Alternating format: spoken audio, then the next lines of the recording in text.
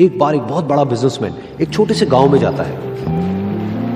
उसका प्लान होता है कि उस गांव में एक फैक्ट्री लगानी है। वो एक ऐसी जगह तक पहुंच जाता है जहां पर उसके सामने नदी होती है और उसके सामने गांव होता है।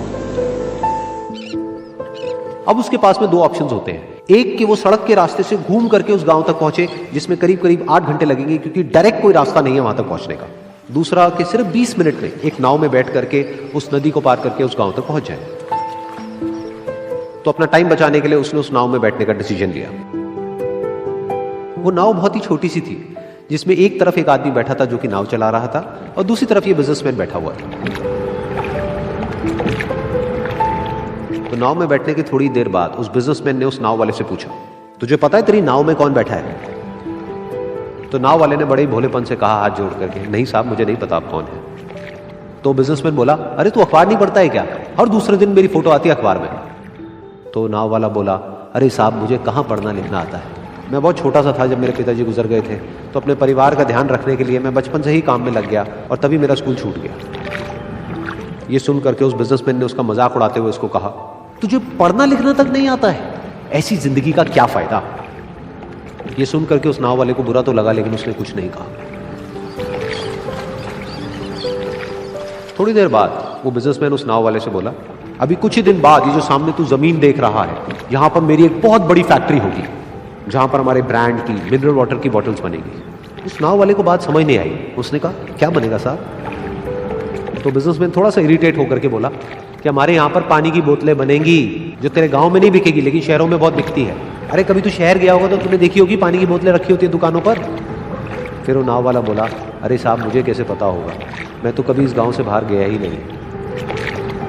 फिर वो बिजनेसमैन उसके ऊपर हंसते हुए बोला, तू कभी इस गांव से बाहर तक नहीं गया, तुझे पता ही नहीं कि शहर क्या होता है? अरे ऐसी जिंदगी का क्या फायदा? उसकी ये बात सुन करके उस नाव वाले को सच में लगने लगा कि मेरी जिंदगी शायद किसी काम की नहीं है।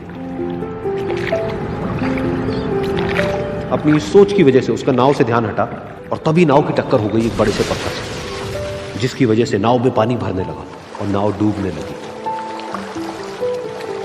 उस जगह पर पानी बहुत ही गहरा था और किनारा दूर था। नाव वाले को समझ आ गया कि अब इस नाव को बचाने का कोई तरीका नहीं है और वो अपनी जान बचाने के लिए नदी में छलांग मारने ही वाला था। तभी उसने उस बिजनेसमैन से पूछा, साहब आपको तैरना तो आता है ना?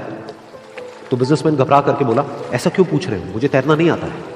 उसकी ये बात सुन करके नाव वाले को हंसी आ गई और वो बोला, अरे साहब आपको तैरना तक नहीं आता, ऐसी जिंदगी का क्या फायदा?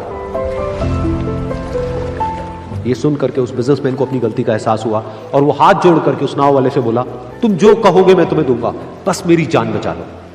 तो उस नाव वाले ने बोला, अरे साहब आप घबराओ नहीं, मुझे सिर्फ तैरना नहीं आता है, मुझे डूबते हुए लोगों को बचाना भी आता है।